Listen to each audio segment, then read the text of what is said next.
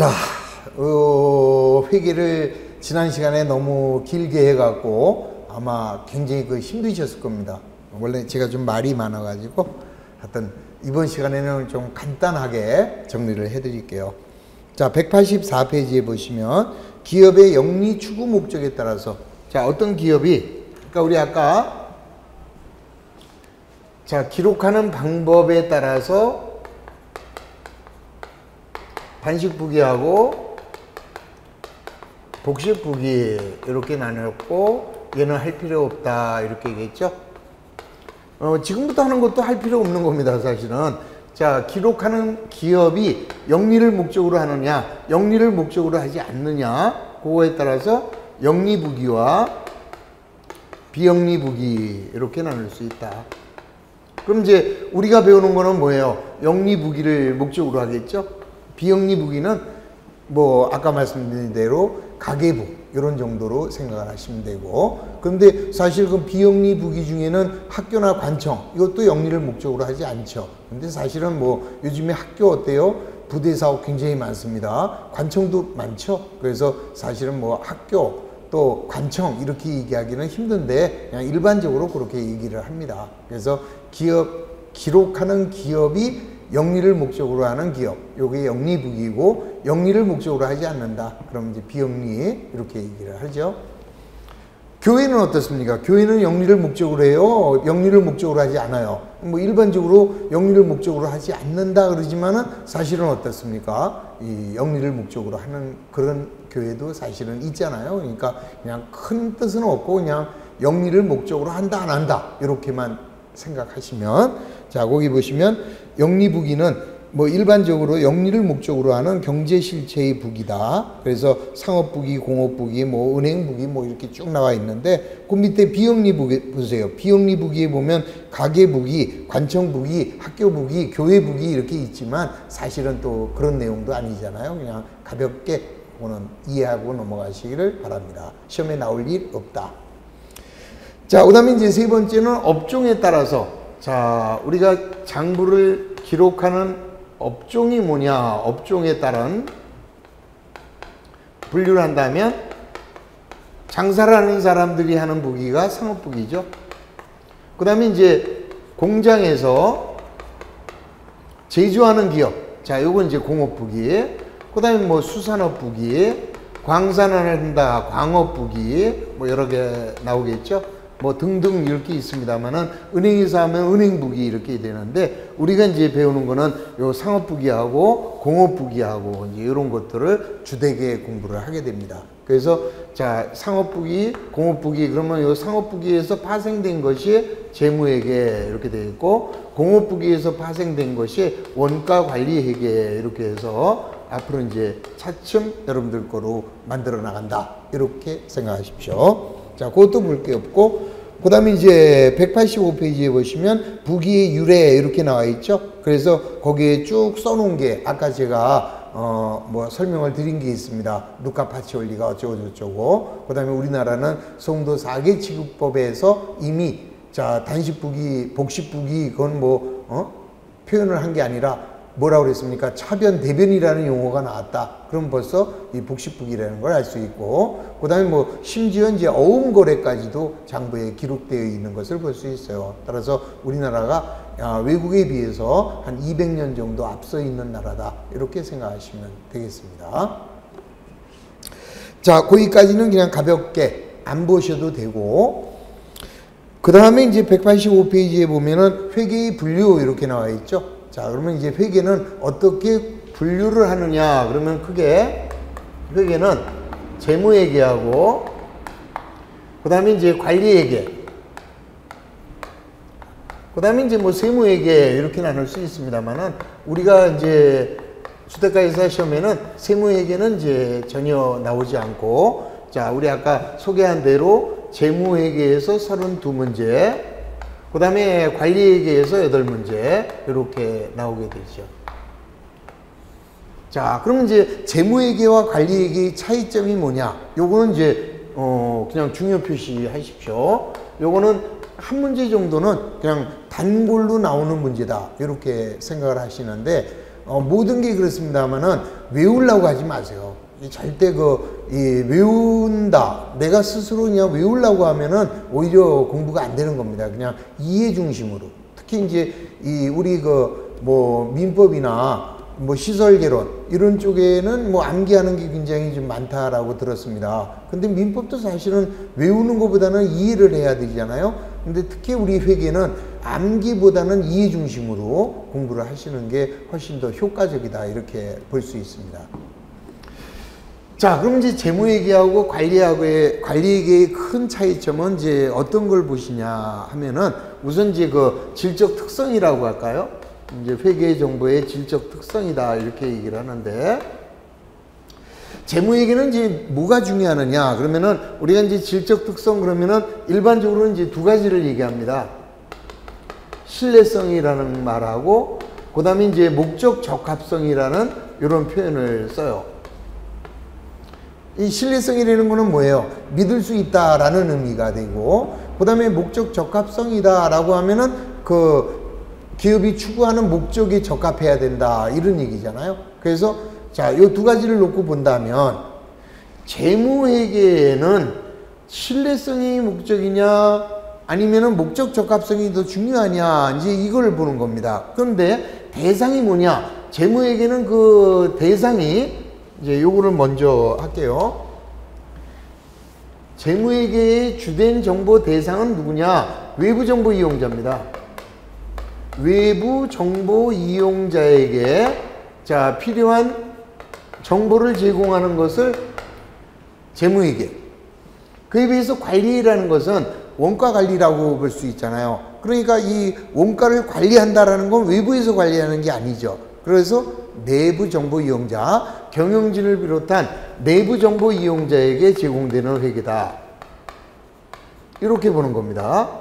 따라서 자, 요게 대상이기 때문에 추구되는 질적 특성은 외부 정보 이용자는 우리 기업 실체에 대해서 잘 모르는 사람들이죠.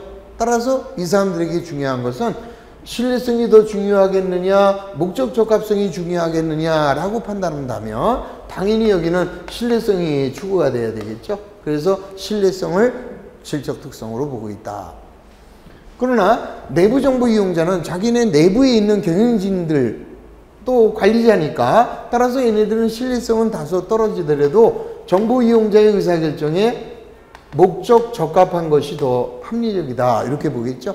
그래서 요 놈하고만 연결이 되면 그 다음에는 자동적으로 다 패스가 되는 겁니다. 자, 한번 볼게요. 자, 보고하는 시기는 어떻게 되느냐? 보고하는 시기는 신뢰성이 있어야 돼요. 따라서 자, 과거의 거래. 자, 현재는 없어요. 현재라는 것은 좀 애매하죠? 현재 지금 8시 23분 28초 지나버렸네. 과거죠. 그래서 그냥 일반적으로 과거 이렇게 얘기합니다. 근데 어떤 사람들은 그냥 여기다가 현재까지라는 말을 쓰는데 현재는 존재하지 않죠, 사실은. 그래서 과거적인 정보가 재무회계고, 관리회계는 어때요? 과거적인 정보는 당연하고 여기는 미래적인 정보도 제공이 돼야 돼요. 여기는 어때요? 신뢰성이 있어야 되기 때문에 미래적인 정보는 신뢰성이 떨어지겠지. 그래서 여기에 보고하는 시기는 보고하는 시기라는 것보다도 보고하는 정보의 보고의 시점이 되겠죠. 자, 보고하는 범위는 과거적 정보가 보고 범위가 되는 것이고, 여기는 과거를 포함해서 미래적인 정보도 포함이 돼야 된다 이런 뜻이죠. 자, 그 다음에 이제 보고하는 수단은 어떻게 되느냐? 보고하는 수단은 얘는 신뢰성이 있어야 되기 때문에 누구라도 그럴 것이다 라고 인정되는, 일반적으로 우리는 이제 갭이라고 하는데요. 일반적으로 인정되는 회계 원칙. 자, 여기 이제 우리 IFS에서 말하는 회계 기준서라는 게 있습니다. 국제회계 기준에서 발표하는 회계 기준서에 의해서 자, 보고하는 수단을 제공을 하는 거죠. 그래서 자, 일반적으로 인정된 회계 원칙에서 만들어진 재무제표를 통해서 보고를 하게 되고, 자, 관리회계는 어때요?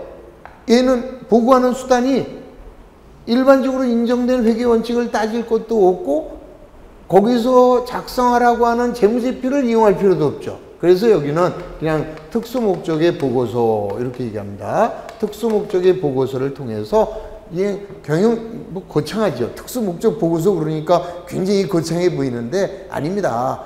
일정한 여기는 양식, 재무제표라는 양식이 필요하지만 여기는 그냥 A4 용지도 좋고 그냥 사장한테, 경영자한테 보고하는 거니까 그냥 A4 용지도 좋고 급할 때는 메모지도 하나의 보고 수단이 된다. 그래서 여기다가 A4 용지, 메모지 이렇게 쓸 수는 없으니까 폼나라고 특수목적 보고서 이렇게 썼을 뿐입니다. 그러니까 형식에 구애받지 않겠다. 이렇게 얘기를 하는 거죠. 자, 그 다음에 이제 보고하는 이 단위는 어떻게 되느냐. 여기는 어때요? 화폐적인 정보만이 신뢰성이 있겠죠? 자, 따라서 화폐적인 정보.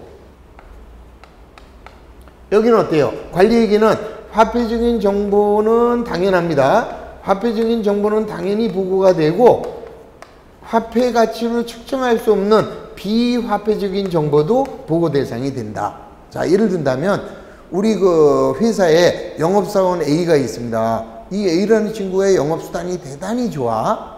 그런데 그 친구의 능력을 화폐적으로 환산할 수가 없잖아요. 따라서 일반적으로 인정된 회계원칙의 재무제표에 얘네들은 보고할 수가 없는 거죠. 그래서 재무에게는 반드시 화폐적인 측정 가치가 있는 것만 화폐적으로 환산할 수 있는 정보만이 보고할 수 있는 범위가 되는 거죠. 자, 그에 비해서 여기는 어때요? 화폐적인 정보만이 아니라 계량할 수 없는 비화폐적인 정보도 보고를 해줘라. 이런 얘기고. 그 다음에 보고하는 시기는 어떻게 되느냐? 자, 보고하는 시기는 얘는 신뢰성이 있어야 되니까 정기적인 보고를 해야 되죠. 정기적인 보고를 해야 되고 여기는 어때요? 수시로. 의사 목적에 목적 적합하려면 수시 정보, 수시로 보고를 해야 된다. 자, 이런 정도만 간단하게 이해하시면 자, 다음 중 재무회계와 관리회계의 비교 설명으로 틀린 거 해놓고 요거를 이제 바꿔치기 하는 거죠. 재무회계는 과거 및 미래, 여기는 과거 이래 놓으면 얘가 틀렸다. 이렇게 얘기하고 또 여기에 질적 특성은 재무회계의 질적 특성은 목적 적합성이다. 그러면 이제 그게 틀렸겠죠. 자, 그래서 우선 순서를 재무에게는 외부정보 이용자가 중요하다. 그 다음 관리에게는 내부정보 이용자가 중요하고 따라서 신뢰성이 확보돼야 되고 여기는 목적 적합성이 확보되니까 신뢰성에 따라서 이런 내용과 목적 적합성에 따라서 이런 내용을 비교할 수가 있다는 거죠. 자, 이런 정도만 간단하게 생각하시면 돼요.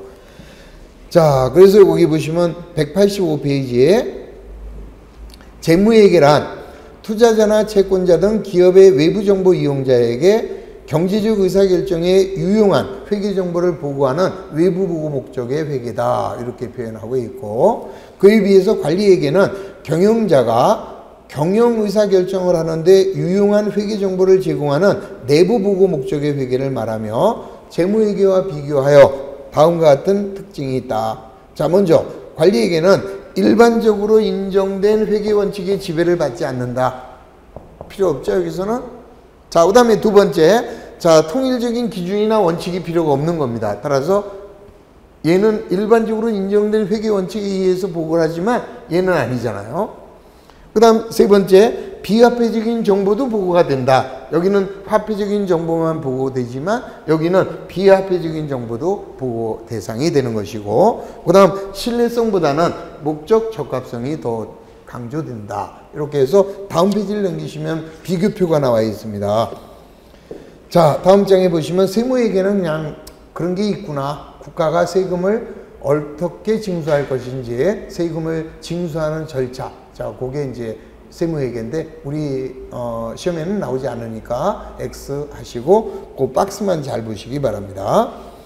자, 먼저 재무회계의 목적은 외부 보고 목적이고 관리회계의 목적은 내부 보고 목적. 그 다음에 이제 질적 특성은 재무회계는 신뢰성, 그 다음 관리회계는 목적 적합성.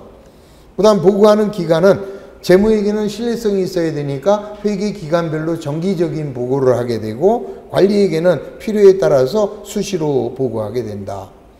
그 다음에 이제 정보의 방향이나 범위를 보면 재무회계는 어때요? 과거적인 정보, 화폐적인 정보만 보고 대상이 되지만 그에 비해서 관리회계는 화폐적인 정보만이 아니라 비화폐적인 정보, 그 다음에 과거적인 정보만이 아니라 미래적인 정보도 보고 대상이 된다. 그 다음에 보고하는 형식은 재무회계는 일반적으로 인정된 회계원칙에서 정해준 재무지표라는 형식을 통해서 보고하게 되고, 관리회계는 일정한 형식이 필요 없죠. 그래서 일반적으로 특수목적의 보고서를 통해서 보고를 하게 된다. 그 다음에 보고하는 범위는 재무회계는 이 회계적 내용만 보고가 돼야 되겠죠. 자, 그러나 관리회계는 어때요? 자, 회계적인 기록 이외에 뭐 환경이라든지 경기의 변동이라든지 자, 모든 그 경제적 상황을 기록할 수 있다라는 거. 자, 간단하게 재무회계와 관리회계를 비교하는 그런 정도만 이해를 해주시면 되겠습니다. 그 다음에 이제 186페이지에 보시면은 회계 단위. 이 회계 단위라고 하는 것은 회계를 기록하는 장소적인 범위, 이렇게 생각하시면 돼요. 그래서 이 회계 단위 그러면은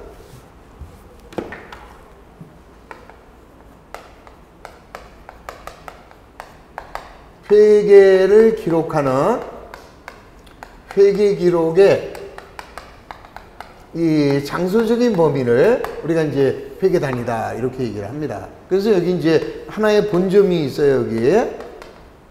그 다음에 이제 밑으로 뭐 지점들이 이렇게 존재합니다.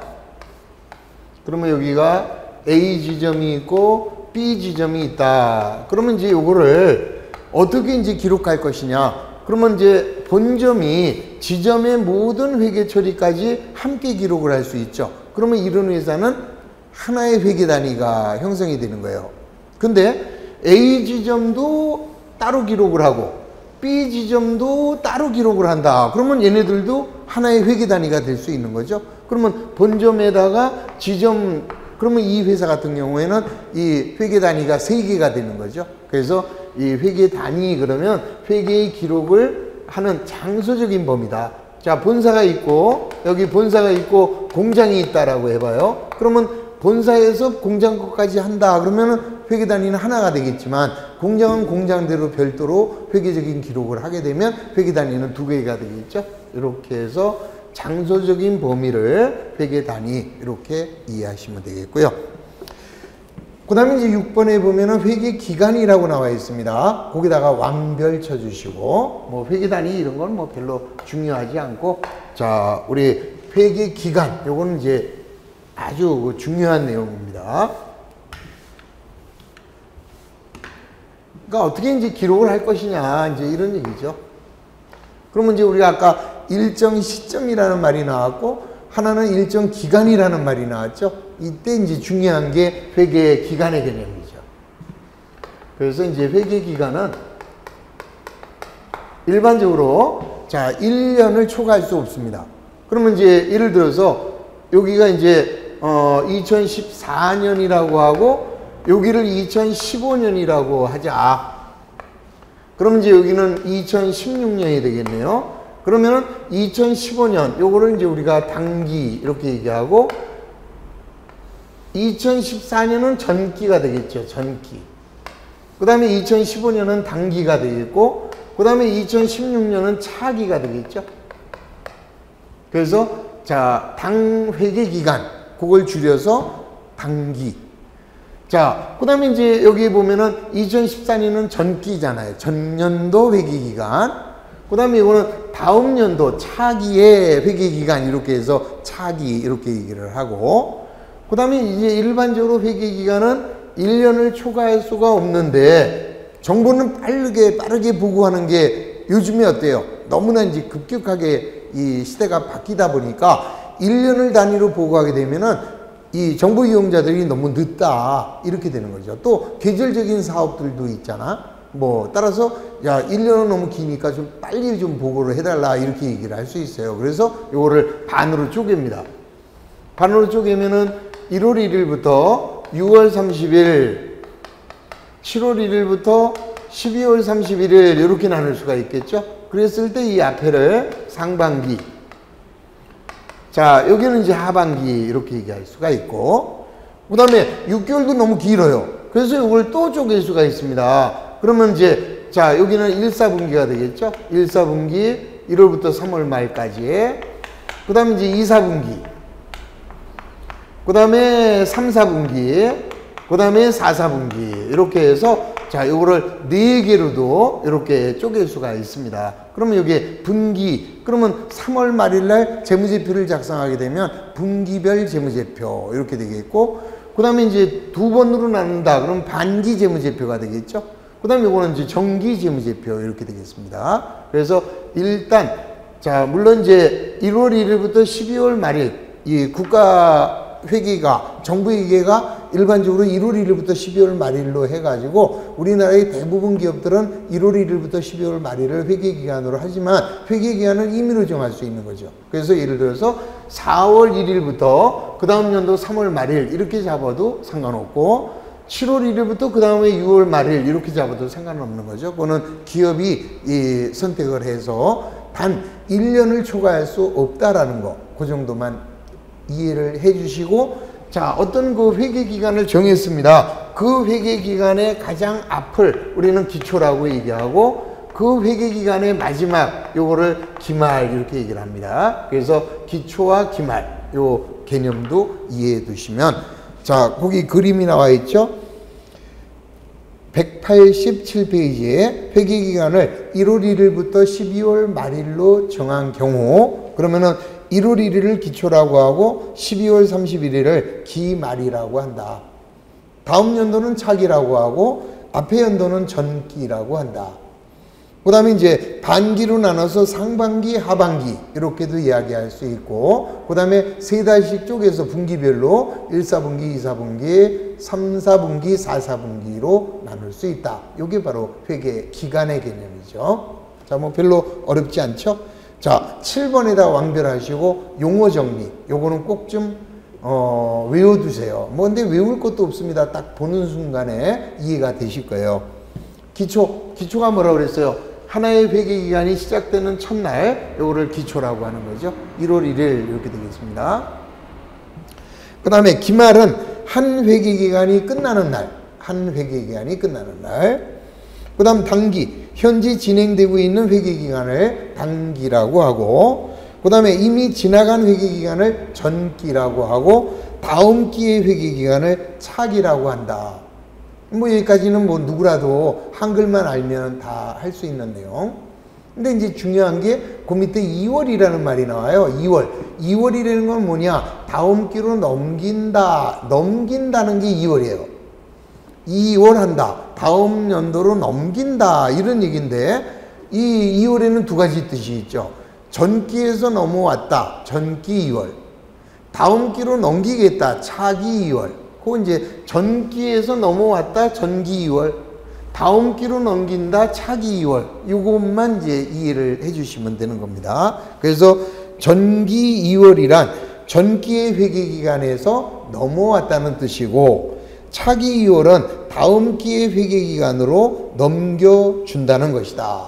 자, 거기까지 이해하시고, 그 다음에 이제 거기 보면 전기와 대체 이런 말이 나왔는데, 이건 아직 안 배우셨으니까, 자, 이제 우리가 예를 들어서 어떠한 경제적인 사건이 생기면, 어떠한 경제적 사건이 발생하면 차변 요소와 배변 요소를 이렇게 나누어 기록을 한다 그랬어요. 나누어 기록하는 것을 분계 이렇게 얘기를 해요. 자, 이제 예를 든다면, 자, 예를 들어서 상품을 100원 현금을 주고 사왔어요. 그러면 이제 다음 시간에 배우겠습니다만은, 상품을, 우리 아까 무슨 얘기를 했어요? 자, 왼쪽을 차변이라고 했고 오른쪽을 대변이다 이렇게 얘기했잖아요. 그리고 자, 우리 아까 자산이다 그러면은, 자산이 늘어나면 자산의 증가는 차변에 기록을 하고, 자산이 감소된 것은 대변에 기록을 한다 이런 얘기를 했었죠. 뭐 아직 모르겠다 그러면 지금 이해하시면 돼요. 항상 장부의 왼쪽 오른쪽 나눠서 왼쪽을 차변이라고 하고 오른쪽을 대변이라고 한다. 근데 만약에 자산이라면 자산이 늘어난 건 차변에 기록을 하고, 자산이 줄어든 건 대변에 기록을 하는 거예요. 그럼 한번 해보세요. 어떤 경제적 사건이 발생했다. 자, 상품을 100원, 현금을 주고 사왔어요. 그러면 항상 회계의 주체는 납니다. 그러면 우리 회사로 볼 때는 상품이라는 자산이 증가가 됐겠지. 그래서 왼쪽에다가 차변에다가 상품 이렇게 써요. 상품이 얼마 늘었니? 100원. 이렇게 해서 왼쪽에 차변에다는 상품 100원 이렇게 기록을 하는 거고, 대신에 원인이 뭐야? 상품을 사왔어요. 결론, 현금이 나가겠네. 그럼 현금은 자산인데 자산이 나갔으니까 감소가 됐죠. 그러면 오른쪽에다가 대변에다가 현금 100원 이렇게 기록을 해줍니다. 이렇게 기록을 하는 것을 분계라고 하는 거예요. 이게 하나의 경제적인 사건, 거래라고 하는데, 거래가 발생하면 차변과 대변으로 나누어서 기록을 합니다. 나누어 기록하는 것을 분계라고 하고, 그런데 이 분계한 것만 갖고는 완벽하게 내용을 이해할 수가 없기 때문에 자기네 집을 만들어요. 그럼 집을 만드는데 상품이라는 집을 만들게 되죠. 그 다음에 현금이라는 집을 만들게 됩니다. 이렇게 만들면 상품은 100원이 들어왔으니까 차변에다가 원리가 똑같아요. 분계가 차변에 있으면 자기네 집에도, 이걸 계정이라고 하는데 자기네 집에도 차변에다 기록을 합니다. 그 다음에 분계가 대변에 있으면 자기네 집도 대변에다가 이렇게 기록을 하게 돼요. 현금 내 집에다가. 이렇게 반드시 경제적 사건이 발생하면 차변과 대변에 이렇게 분계를 하고, 분계한 걸 자기네 집으로 이렇게 옮기는데, 옮기는 것을 우리는 전기 이렇게 얘기를 하는 거죠. 그래서 결국 모든 거래는 분계와 전기 이렇게 이루어져 있습니다. 그래서 근데 이제 일단 우리가 회계는 요즘에 어때요? 다 컴퓨터가 해주잖아. 그러면 분계만 하면은요, 컴퓨터가 알아서 아주 똑똑한 놈이야, 이 컴퓨터가. 그래서 우리는 분계만 해서 컴퓨터에 입력을 해놓으면 그냥 얘네들은 싹 자동으로 컴퓨터에서 옮겨갑니다. 그러니까 여러분들이 이론적으로 이렇게 되는 거다라고만 하는 거지, 실무에서는 전혀 신경 쓰지 않아도 되는 거죠. 이 컴퓨터 때문에 우리 사람들이 일자리를 많이 놓쳤어요. 뭐 예를 들어 가지고 컴퓨터가 없었다. 끔찍해. 요즘에 은행에 가보세요. 은행에 가보면은 뭐 한 지점에 은행원들 뭐 한 10대 명 있는 그런 지점들 많잖아. 그런데 이게 옛날 같았어요. 만약에 그 컴퓨터가 없었다 그러면은 요즘에 은행 업무를 제대로 보려면 아마 지금 15명 정도 근무하는 데라면 150명 가져도 아마 모자랄 거예요. 그리고 밤새서 근무를 해야 될 거예요. 그러면 야간 수당이 많아서 좋겠네. 그러니까 우리 컴퓨터 때문에 우리 인간들이 설 자리가 그만큼 없어진 거죠. 아주 괘씸해 죽겠어, 이 컴퓨터만 쳐다보면. 근데 편리하긴 편리하죠. 자, 하여튼 그런 내용. 뭐 앞으로 배울 게 분계와 전기니까 지금은 전기가 뭐야 그러면은 분계한 것을 총계정 원장으로, 요걸 총계정 원장이라고 그래요. 아직 모르셔도 돼. 옮겨가는 과정, 요거를 전기라고 한다. 자, 그 정도만 이해하시고, 대체도 지금은 이해하지 않으셔도 돼요. 지금 오히려 더 복잡할 것 같아. 그래서 그 정도만 가볍게 이해하시면 되겠습니다. 자, 넘어갑니다. 그러면 188페이지에 보면은, 자, 그동안 배운 게 확인 문제 이렇게 나와 있잖아요. 근데 제가 주관식으로 해놨어요. 그랬더니 우리 시험에 이렇게 나와요 이러시는 분이 있는데 전혀 안 나옵니다. 우리는 오지선다형이죠. 짜식들 사지선다로 내지 또 왜 오지선다로 내는지 몰라. 그냥 4개 중에 하나 골려도 고르기 힘든데 그걸 또 5개 중에 하나 골라라 그러니까 아주 미치고 펄짝 뛰겠죠. 자, 이제 우리는 제가 이거를 주관식으로 이렇게 낸 거는 여러분들이 스스로 생각을 하시라는 그런 의미에서 이렇게 주관식으로 한번 내봤습니다. 근데 실제로 시험 문제에서는 절대 그렇게 나오지 않으니 안심하시고 그냥 가볍게 정리를 하시는 거죠. 자, 먼저 1번 복식부기의 주된 목적에 대해서 간단하게 설명하라 이랬습니다. 그러면 복식부기의 주목적이라고 하면은 뭐겠습니까? 우리 복식부기를 하는 가장 큰 이유는 뭐예요? 자, 우선 첫 번째는 뭐다? 자, 딱 복식부기의 특징이다 라고 생각하십시오. 일정 시점의 재무상태와 일정 기간의 경영 성과를 얻기 위해서 자, 우선 첫 번째가 뭡니까? 거래의 이중성이죠. 자, 거래의 이중성에 의해서 그 다음 두 번째는 대차 평형이 된다. 그래서 거래의 이중성에 의하여 대차 평형의 원리가 이루어지고 자, 차변이 100만 원인데 대비는 90만 원이다. 틀렸구나. 차변이 80만 원인데 대비는 80만 원이다. 맞았구나. 자기 검증 기능이 있다. 이런 얘기죠. 자, 그래서 그냥 복식부기는 그런 정도만 이해하시면 되겠습니다. 자, 그 다음에 이제 영리부기와 비영리부기의 종류를 열거하라. 그랬는데, 영리부기는 얼른 생각하면 뭐 있습니까? 상업부기, 공업부기, 은행부기, 보험회사에서 하는 보험부기, 그 다음에 수산업부기, 뭐 많죠. 광업부기, 얼마든지 있고, 그 다음 비영리부기다 그러면은 사실은 아니지만, 가계부기, 학계부기, 관청부기, 교회부기, 이런 것들이 자, 비영리부기다. 이런 정도를 생각할 수 있으면 간단하게 해결이 되는 거죠. 자, 그래서 이제 그게 맞았는지 틀렸는지는 자, 거기까지 해놓고서 정답으로 가는 겁니다. 자, 먼저 자, 268페이지에 우선 거기 보시면 정답과 해설이 있잖아요. 그거하고 이제 요거하고 왔다 갔다 이제 하시면 돼요. 그리고 이제 우리 아까 이 1번을 사실 이제 미스가 나왔는데 복식부기의 주목적이 아니라 부기의 주목적이죠. 자, 1번 문제를 고치십시오. 188페이지에 1번을 복식부기의 주목적이 아니라 부기의 주목적으로 바꿔주시면 돼요. 그러면 부기의 주목적은 뭐라고 그랬어요? 일정 시점의 재무상태와 두 번째 일정 기간의 경영성과를 파악하는 것, 이게 부기의 주목적 이렇게 얘기했죠? 그게 답이에요 그냥. 그래서 1번 부기의 주목적, 그리고 아까 복식부기의 특징 이렇게 문제가 나와야 되겠죠? 그래서 복식부기의 특징 그러면은 세 가지. 하나는 거래의 이중성, 2단계 대차 평형의 원리에 3단계 자기검증 기능 이렇게 답하시면 되는 것이고, 그 다음 2번 영리부기와 비영리부기는 그렇게 해서 정답하고 맞춰보시고 그래 놓고 왔다 갔다 하면서 내가 참 공부를 잘했구나, 앞만 봐도 모르겠다 그러면 나는 왜 이러지 하고 자꾸 이제 생각하시면 되는 거예요. 자, 세 번째, 회계정보의 이해관계자에 대하여 간단히 설명해라. 그럼 이해관계자에는 뭐가 있습니까? 투자자.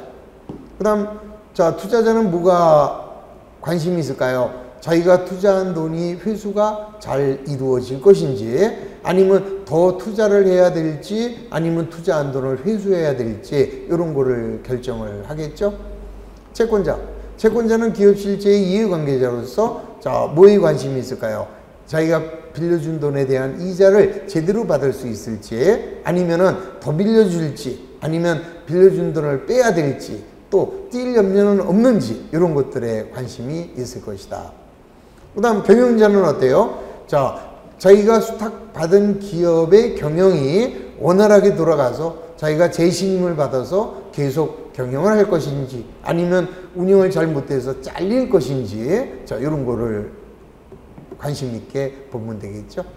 그 다음에 이제 뭐, 고객이나 거래처들, 자, 이런 것도 있겠고, 그 다음에 정부, 특히 이제 세무서가 되겠죠. 자, 세금을 부과할 수 있는 정보. 이게 바로 이해관계에 대한 설명. 자, 그 다음에 재무상태표와 포괄 손익계산서에 대하여 간단하게 서술하라. 그러면 이거는 뭐가 되겠습니까? 재무상태표라고 하는 것은, 자, 파이낸셜 포지션이라고 해서 일정 시점, 기업의 일정 시점에 재무상태를 기록하는 보고서, 요게 이제 재무상태표 이렇게 되겠고, 그 다음에 이제 손익계산서 그러면 자, 인컴 스테이트먼트 IS 이렇게 해도 되고요. 자, 이렇게 해서 얘는 일정 기간이 되겠죠. 일정 기간의 경영성과를 측정하는 보고서, 이렇게 해서 자, 재무상태표의 다른 말은 대차대조표. 자, 그 다음에 이제 손익계산서인데 이제 요즘에는 앞에다가 포괄자를 붙이게 되죠. 그래서 포괄 손익계산서라고 하는데 그거는 나중에 우리 기본서에 가서 왜 포괄자를 붙였는지 이해하시면 돼요. 그러니까 지금은 여러분들이 기초적인 단계니까 그냥 손익계산서 이렇게만 넘어가시고, 손익계산서에서 중요한 것은 뭐가 중요한 거예요? 일정 기간의 경영성과, 그 다음 재무상태표는 일정 시점의 재무상태 이렇게 얘기하고, 재무상태라고 하면은 자산과 부채와 자본, 자산, 부채, 자본이고, 자, 그 다음에 이제 일정 기간의 경영성과 그러면 여기에는 수익과 비용 이렇게 생각하시면 되겠죠. 자, 이 정도만 이해하시면 오케이. 아주 잘한 겁니다. 그 다음에 5번 재무회계와 관리회계의 차이점을 설명하라. 자, 재무회계는 뭐라고 그랬습니까? 우리 아까 재무회계는 외부 정보 이용자에게, 관리회계는 내부 정보 이용자에게. 그 다음 재무회계의 질적 특성은 신뢰성이 확보돼야 되고, 관리회계는 목적 적합성이다. 그 다음 재무회계는 신뢰성이 있어야 되니까 보고하는 시기는 어때요? 정기적으로. 그 다음 관리회계는 수시로. 그 다음 재무회계는 화폐적인 정보, 과거적인 정보만 보고가 되고, 관리회계는 화폐적인 정보나 비화폐적 정보까지도, 그 다음 과거적 정보만이 아니라 미래적 정보까지도. 자, 그 다음에 이제 재무회계는 일반적으로 인정된 회계 원칙에 따라서 재무제표라는 양식을 통해서 보고하고, 그 다음 이 관리회계는 어때요? 일정한 양식이 없죠? 일정한 양식도 없고, 그냥 원칙도 없고, 그냥 특수 목적의 보고서를 통해서 보고하게 된다. 자, 그 정도만 이해하시면, 자, 재무회계와 관리회계의 차이점도 한 문제 정도 건질 수 있습니다. 그 다음 회계의 목적은 뭐냐? 회계의 목적은 뭐예요? 자, 우리 아까 부기의 목적이 일정 시점의 재무상태와 일정 시점의 경영성과를 파악하는 것이 부기의 목적이라면, 회계의 목적은 자, 기업 실체와 관련된 정보 이용자, 이해관계자 등에게, 자, 이해관계자는 투자자, 채권자, 그 다음 경영진, 거래처, 고객, 정부 많습니다. 자, 이해관계자에게 기업 실체와 관련하여 합리적인 의사결정을 할 수 있는 회계적인 정보를 제공하는 거, 요게 회계의 목적이다. 이렇게 얘기했죠. 자, 그래서 간단하게 그런 개념 정도만 이해하시면 되겠습니다. 자, 아까 시간에 너무 길게 했으니까 이번 시간에는 이 정도만 좀 간단하게 이해하시고, 이제부터 어떻게 보면 지금 2시간 동안을 했는데 뭐 별로 중요한 내용이 하나도 없었어요. 배울 게 하나도 없었어. 그냥 2시간 동안 한 거 딱 중요한 것만 말씀드리면은 부기와 회계의 차이, 그 다음 두 번째 재무회계와 관리회계의 차이. 자, 그 정도만 이해하시면 그러면 된 거예요. 그리고 더 하나만 더 욕심을 낸다면 부기의 이 뭡니까? 그 복식부기의 그 세 가지.